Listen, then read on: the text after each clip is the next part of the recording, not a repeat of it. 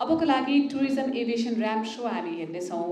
यो ramp so गर्नुको कारण के छन्? एउटा हाम्रो जस्तो पर्यटकीय गन्तव्य जहाँ एकदमै धेरै पर्यटकहरू नेपालमा भित्रिनुहुन्छ, सर्ट डेस्टिनेसनका सर्ट फ्लाइट्सहरू पनि एकदमै धेरै हुन्छन्। नेपालभित्रकै हाम्रो हामीले स्किल्ड कर्मचारीहरू अथवा एयर होस्टेसहरू, ग्राउन्ड ह्यान्डलिङ गर्ने स्टाफहरूलाई बनाउन सक्यौँ होइन, स्किलफुल बनाउन सक्यौँ भने त्यसले एउटा राम्रो उदाहरण पनि दिन्छ, एउटा राम्रो सर्भिस ओरिएन्टेड हामीले सर्भिस दिन सक्छौँ भन्ने कुरालाई मध्यनजर गर्दै एउटा अर्गनाइजेसन खोलेको छ जसको नाम हो northern lights academy of aviation, जसलाई सर्ट फर्ममा नाट पनि भनिन्छ र आजको कार्यक्रमको वान अफ द एजुकेसन पार्टनर्समध्ये एउटा उहाँहरू पनि हुनुहुन्छ। काठमाडौँमा रहेको छ यो संस्था।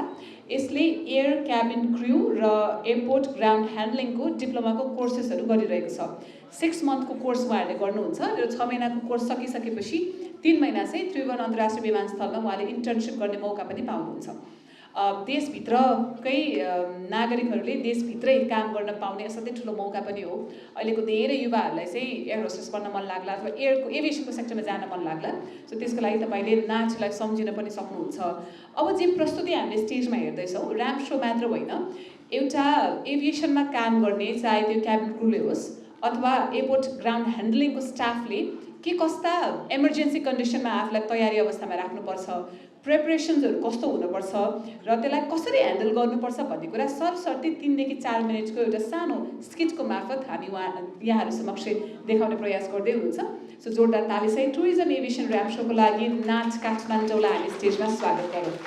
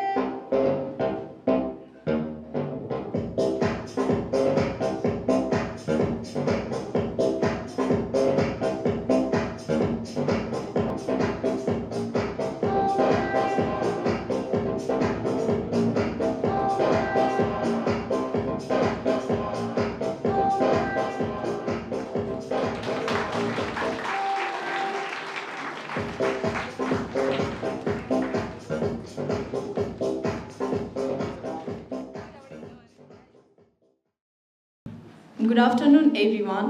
We are here for demonstrating the marshalling act. Marshalling is the procedure of guiding an aircraft towards parking stand using hand signals. For this, I would like to call Mr. Vishnu Shrestha on the stage for showing some of the signals regarding marshalling an aircraft. Now, without any further delay, let's begin. Identify gate.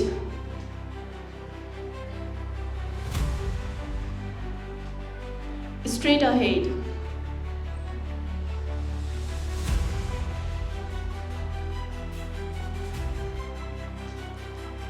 Turn right.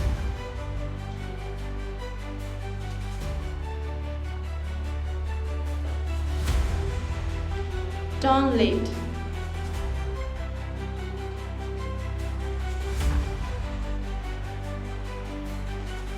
Normal stop.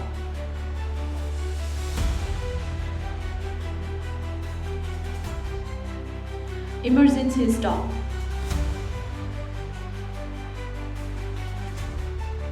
Insert chokes.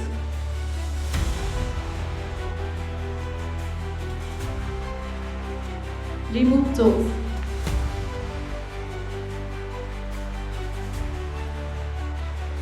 Start engine.